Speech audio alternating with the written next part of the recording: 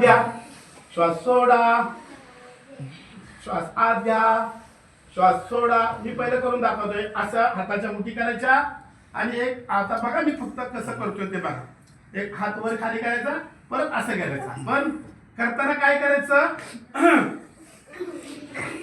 असं नाही. इकडे लक्ष द्या. श्वास आत घ्यायचा,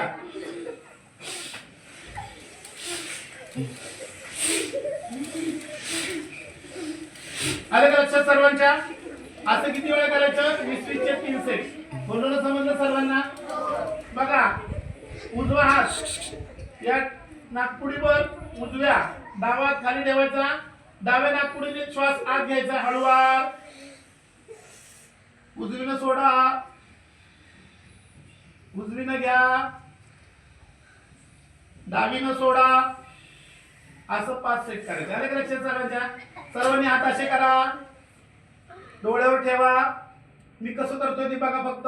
एक श्वास आत घ्यायचा आणि तो श्वास नाकाने सोडायचा, पण भुंग्यासारखा आवाज करायचा आहे.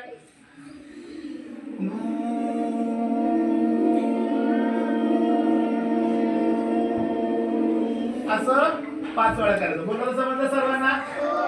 आणि टीव्ही बघायचं सांगितलं ना तुम्हाला, पण टीव्हीला चांगले कार्यक्रम बघायचे. आता किती तास राहिले बाळांनो? 5 भागिले 2. उत्तर किती येतं? 2.5. मग सकाळी आणि संध्याकाळी दुपारी किती वेळ अभ्यास करायचा? 2.5 तास. तुम्ही म्हणणार आम्हाला 2.5 तास नाही जमणार, मग 1 तास करू शकता ना?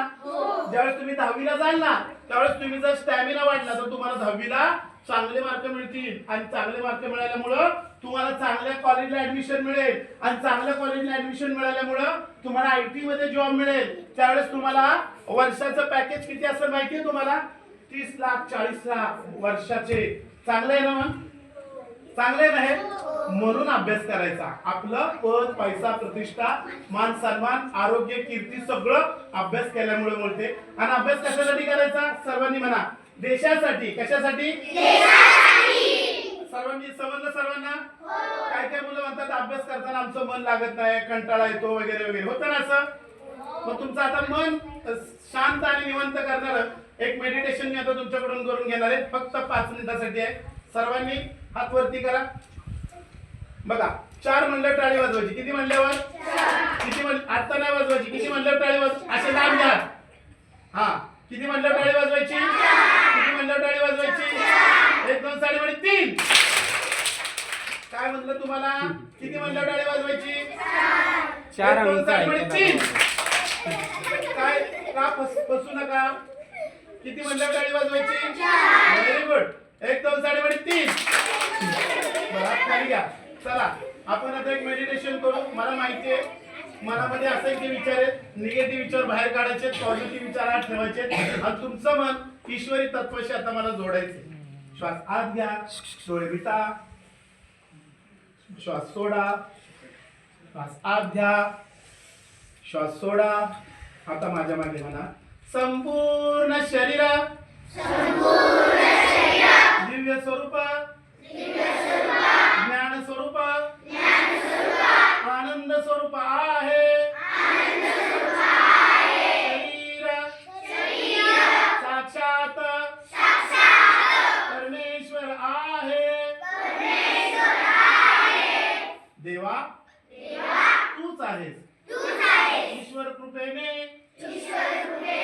माझी शरीर प्रकृती दिवसेंदिवस अधिक सदृढ आणि कार्यक्षम होत आहे. यासाठी मी ईश्वराचे शरीराचे अंतर्मनाचे खूप खूप आभार मानतो.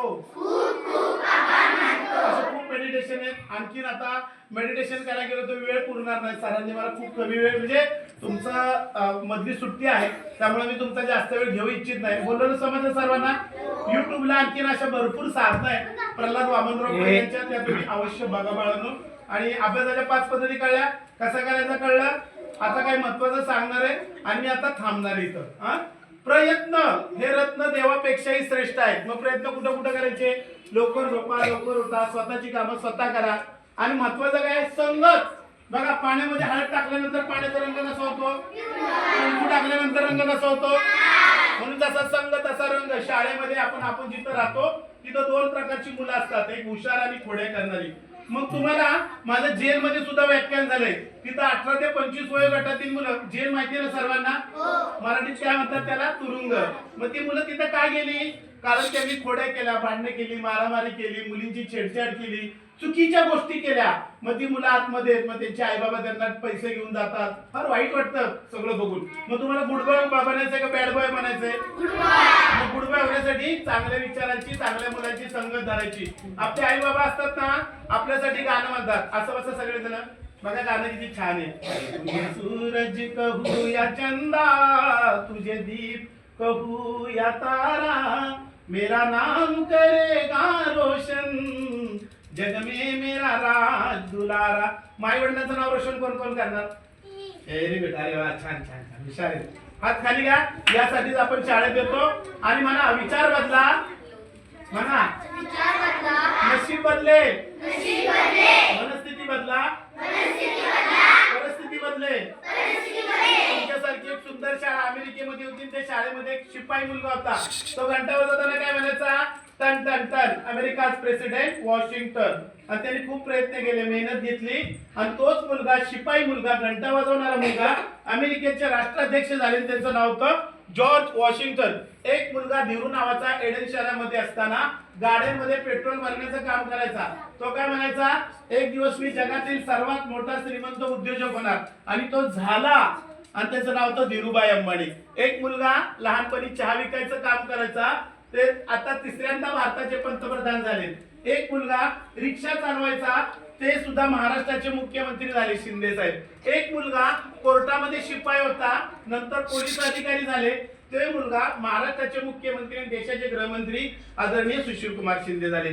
शेवट मला एकच सांगायचे, तुम्ही कुठल्या घरात, कुठल्या गावात, कुठल्या जातीत, कुठल्या परिस्थितीत जन्म घेतलाय याला महत्व नसून तुम्ही अभ्यास करता किंवा नाही, प्रयत्नांवर तुमचा प्रयत्न करता किंवा नाही, चांगली संगत आहे किंवा नाही, याला खूप महत्व आहे. बोलायला समजलं सर्वांना?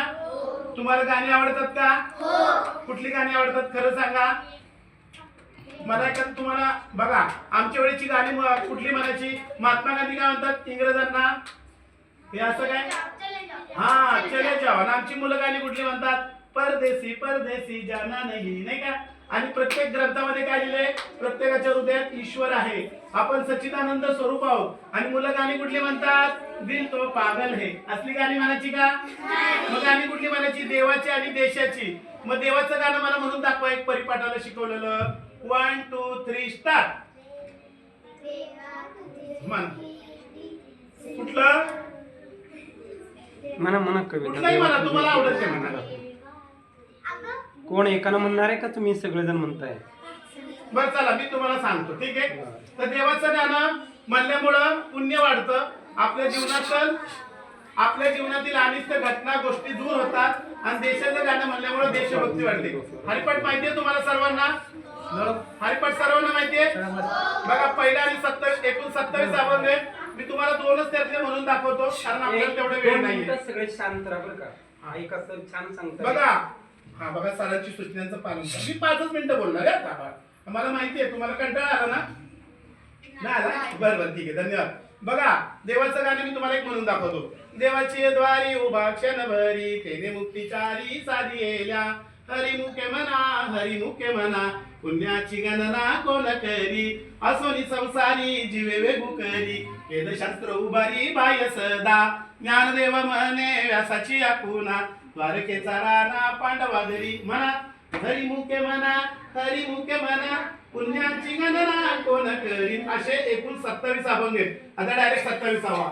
सर्व सुख गोडी साई शास्त्र निवडी, रिकामा अर्धगडी राहू नको, लटिका व्यवहार सर्व हा संसार, वाया रजार हरिमीन, नाम मंत्र जप कोटी जाईल पाप, रामकृष्ण संकल्प धरुणी राहे, निज वृत्ती हे काढी सर्व माया तोडी, इंद्रिया सवडी लपू नको, कीर्तिव्रती भाव धरी रे करुणा, शांती दया पाहुना हरि करी, ज्ञानदेवा प्रमाण निवृत्ती देवी ज्ञान, समाधी संजीवन हरिपाठ म्हणा, हरिमुखे म्हणा पुण्याची गणना कोण करी.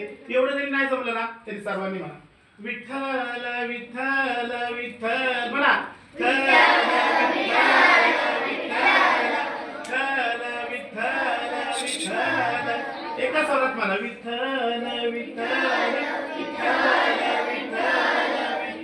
देशाची गाणी म्हणायची.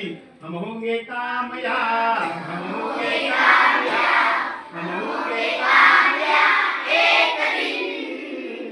ओ हमें विश्वास, पूरा है विश्वास, हम होंगे कामयाब एक दिन. जय जय महाराष्ट्र माझा, जय जय महाराष्ट्र माझा, जय जय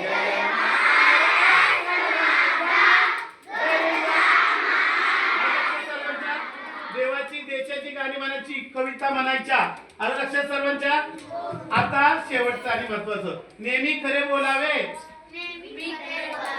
कधी कधी खोटे बोलावे. तर म्हणतात आता जसं आलं तसंच घरी जा. आमच्या मुलांना खोटं बोलत शिकवताय का? तर मुलींच्या बाबतीत खरे कधी बोलावे. एखादा मुलगा तुमची जाणीवपूर्वक छेड काढत असेल किंवा बाहेर तुम्ही शाळेच्या गेल्यानंतर एखादा मुलगा तुम्हाला छेड काढत असेल तर त्याला कंप्लेंट कुठं करायची? जवळच येतं 100 मीटरच्या अंतरावर, नाही का? घाबरायचं का? घाबरायचं नाही. लगेच तेव्हा मात्र गप्प बसायचं नाही. आणि खोटं कधी बोलायचं? एखादा माणूस म्हणला चल तुला मी तुझ्या घरी सोडतो, बसायचं का? सॉरी थँक्यू काका, माझे पप्पा येणार आहेत गाडी घेऊन. एखादा माणूस तुमच्या घरी आला आणि म्हणला दीदी दीदी तुमच्या पप्पांनी फाईल मागितली, लगेच द्यायची का? सॉरी पप्पा माझ्याकडे चावी नाहीये, पप्पा आल्यानंतर या. एखाद्या खोटा कधी बोलायचं? एखाद्या सज्जन माणसाला काही गुंड प्रवृत्तीची लोक मारत असतील आणि त्यावेळेस मात्र तुम्ही काय करायचं? जो सज्जन माणूस तुमच्या घरात येऊन लपला तर त्याला तुम्ही सुरक्षा द्यायची. सज्जना म्हणतोय मी. आणि ती जर लोक तिकडून आली गुंड लोक आणि म्हणजे इथं कोण आता आलंय का, आलं होतं का, तर काय म्हणायचं? हो काका आलं होतं बघा तिकडे तिकडे गेले. आले का लक्षात? मग ते लोक तिकडे जातील, त्याला सांगा बाबा तू आता तुझ्या घरी जा. कधी खोटं बोलायचं? आपल्यामुळे एखाद्याचा जीव वाचत असेल तर. खरं कधी बोलायचं? आलं एखादा मुलगा आपली छेडछाड काढत असेल तर. खोटं कधी बोलायचं? अनोळखी माणसाबद्दल. आलं का लक्षात? आणि दृष्ट गुंड प्रवृत्तीच्या लोकांबद्दल कधी खरं बोलायचं नाही. बोललं समजलं सर्वांना? खरं कधी बोलायचं, खोटं कधी बोलायचं? आता सर्वांना परत एकदा हात जोडून विनंती आहे की तुम्ही दररोज, मी आता तुम्हाला एक प्रार्थना शिकवतो, सर्वांनी ही प्रार्थना रात्री झोपताना अर्धा तास, दिवसभर मन रिकामा असताना म्हणा. हे ईश्वरा, सर्वांना चांगली बुद्धी दे, आरोग्य दे, सर्वांना सुखात आनंदात ऐश्वर्यात ठेव, ऐश्वर्यात ठेव, सर्वांचं भलं कर, कल्याण कर, रक्षण कर, कल्याण कर, रक्षण कर. आणि तुझे गोड नाम मुखात खंड राहू दे, मुखात खंड. ही प्रार्थना म्हणल्यामुळे ना तुम्हाला खूप खूप मिळेल. कशी म्हणा पण म्हणा. म्हणणार सर्वजण? ठीक आहे. तर आता सर्वांनी हात जोडा. खरे देव जीवनातले. पहिला देव जन्म कोणी दिला? आईने. आईला दररोज नमस्कार करा. दुसरे देव आपले वडील, वडिलांना नमस्कार करा. तिसरे देव आपले शिक्षक, शिक्षकांना नमस्कार करा. चौथा देव आपले सद्गुरू, आपल्या सद्गुरूंना नमस्कार करा. पाचवा देव आपले शरीर, शरीर आहे म्हणून आपण आहोत. म्हणून शरीर साक्षात परमेश्वर, शरीराला नमस्कार करा. कुणी कुणाला वाईट बोलायचं का? कोण्या काढायच्या का? शिवी द्यायची का? नाही. सहावा देव आपला भारत देश, भारत देशाला नमस्कार करा. सातवा देव आपलं विश्व, आपल्या विश्वाला नमस्कार करा. आलं लक्षात सर्वांच्या? आणि 5 महादेव आहेत. पृथ्वी मातेला नमस्कार करा. आप म्हणजे पाणी, आपल्यासाठी महादेव आहे. तेज म्हणजे सूर्य, सूर्य उगवतो मावळतो म्हणून आपण जिवंत आहोत. चौथा महादेव वायू, हवा आहे म्हणून आपण आहोत. आणि 5वा महादेव आकाश. सूर्य चंद्र तारे कुठे राहतात? आकाश. म्हणून म्हणा स्वतःचं मन मोठं करा, इतरांना माफ करा. प्रार्थना दररोज म्हणणार, अभ्यास दररोज करणार आणि नियमितपणे शाळेत येणार, आई वडिलांना नमस्कार करणार, शिक्षकांना नमस्कार करणार. ठीक आहे. तर सर्वांची मी या ठिकाणी कृतज्ञता व्यक्त करतो. आदरणीय आपले कोळी सर, मी या शाळेचा माजी विद्यार्थी आहे. म्हणजे बघा 1986 ते 90 मी नगरपालिकेच्या शाळेमध्ये शिकलेलो आहे. मला त्यावेळेस गुरुजी होते इनामदार गुरुजी, त्यावेळेस बदक गुरुजी होते, शेटे गुरुजी होते. खूप छान शिक्षक होते. त्यांनी मला खूप छान शिकवलं. म्हणून मला या ठिकाणी आल्यानंतर मला बालपण आठवलं. त्या माझ्या इनामदार गुरुजींना सुद्धा, बदक गुरुजी, शेटे गुरुजी यांना देखील मी खूप खूप धन्यवाद देतो. या शाळेतील सर्व शिक्षकांना धन्यवाद देतो आणि या ठिकाणी थांबतो. धन्यवाद. Thank you sir.